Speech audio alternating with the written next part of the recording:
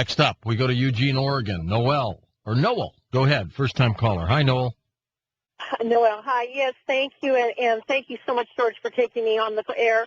And Dr. Horowitz, God bless you. I want to start off first by validating some things with you, giving you some information, and then asking you a question. Number one, many years ago, I was on the Art Bell show, and Captain Joyce Riley and I were both in the military together when she was trying to expose the Gulf War illness. Ironically, she was on last night with us. Small world. Good. I missed her. I missed her and her husband. I love them dearly. And I had the Concord Hour at the time. My name then was Maggie Rose. I was international radio.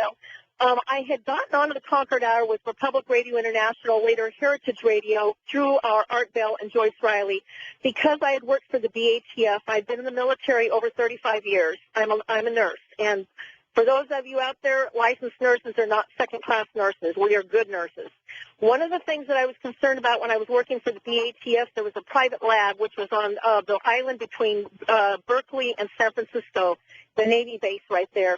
It was a private lab, and the things that they were asking me to do as a word processor was to sanitize some of the records where they were actually planning stuff that was causing the fatalities of some people. And because one of my relatives had worked for the Department of Treasury, and I have a very famous uncle who's a Hollywood movie star, I called them up and I said, look, I'm in the military. I'm very scared. I'm a single mother. What do I do? And they said, get the hell out of Dodge, because they said, your life is in danger with what you know. Well, later on in my military duties, I was at Letterman Army Presidio, San Francisco. And I want to validate what Dr. Horowitz is saying. Right next to Letterman Army Hospital, outside the back dining room facility, and many of you who have been stationed at Letterman know what I'm talking about, there was a lab. They were doing experimentations at this lab. One day, without my knowing what this was, this lab, I had walked out of the lunch facility and walked into this building by mistake. I don't need to tell you that I was accosted and told that as a corpsman, I needed to get myself back out of that building and back into the main part of the hospital. About a year and a half later, one of the lab techs came to me, whose name I will not mention, and he gave me a tape, and it was called the Stryker Memorandum. And it was about Dr. Stryker trying to expose this new thing that had just hit San Francisco Presidio called AIDS. And Dr. Stryker was trying to warn people that this AIDS virus had been created in a laboratory, probably in Europe, if not in the East Coast, by the World Health Organization, and deliberately released out to the populace when they started opening up free clinics for shots in San Francisco, Detroit, New York, and Wisconsin. And what they were actually giving many of these people was the AIDS virus. And knowing it was going to mutate, and knowing it was going to be that people who were getting the shots would go home, their wives, heterosexual, or cross out of into the heterosexual community. And as a licensed nurse, when this lab tech gave me this video, he said, now let me tell you, Dr. Stryker's brother is a lawyer. He ended up dead mysteriously after he went to two congressmen exposing what he and Dr. Stryker had discovered. Those two congressmen ended up dead. Okay, a few years later, one of my friends, I'm only going to mention the first name, Farrell. Farrell had walked into the building in Oklahoma City. He walked into the VA clinic that was there at the Oklahoma building. He walked into the VA clinic, an Afro-American gentleman came out in a white lab coat. And Farrell said, well, why are all the chairs here just full of boxes in the lobby so we have no place to sit down? The black gentleman said, these are all the shot records from all of the soldiers that have served over in Europe. All my soldiers, Dr. Horowitz. These were all soldiers who had been given experimental shots, and later on they were telling us that they would walk into a room, and I remember when I walked into the room, I would get a shot on either side with an air gun. These guys were walking into a room, and they would be given shots out of vials that were laid up in tubes on the tables. They were not told what they were being given. When they went back to their medical records later to find out what it was they were given, it was all blanked out. Well, the gentleman who came out and spoke to Farrell said, we're doing an inventory of all the immunizations that were given for the anthrax shots for all the soldiers serving in theater and in Europe. 2 days later, the Oklahoma Federal Building was collapsed. Jeez. Noel, we don't have enough time to talk with you about all of that, but that's worthy of more information. If you'd send me some more contact information, I'd appreciate it. Also, integrate what we just exposed in the last newsletter.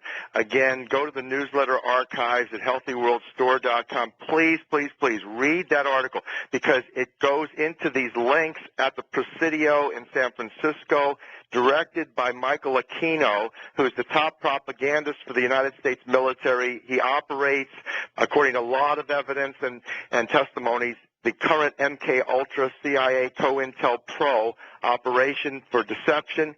Art Bell was a victim of Ted Gunderson. Literally, read about it.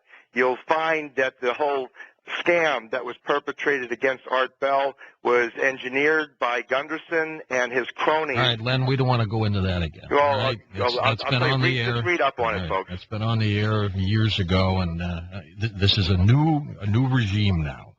So I don't want to go all the way back into that. Yep.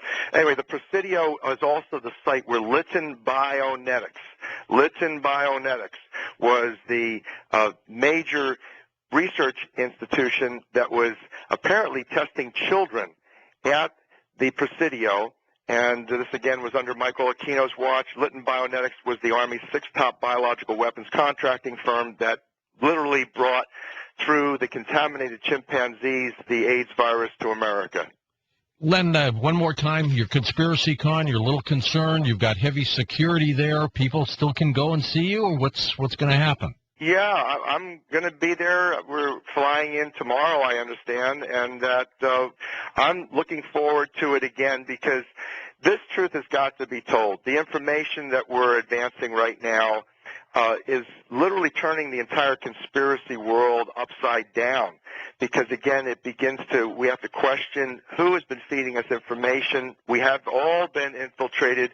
These guys have claimed expertise, and meanwhile, the entire CIA operation, and again, I'll quote, for example, Barbara Hartwell, who tells us that she was assigned to work with Gunderson to tour on behalf of the CIA to create the campaigns that would bring down people's faith in the United States government. You and that guy somehow don't get along. I'm beginning to sense that. Anyways, we're going to be back in just a moment on Coast to Coast AM with Dr. Jack Pruitt, The Grandest Deception.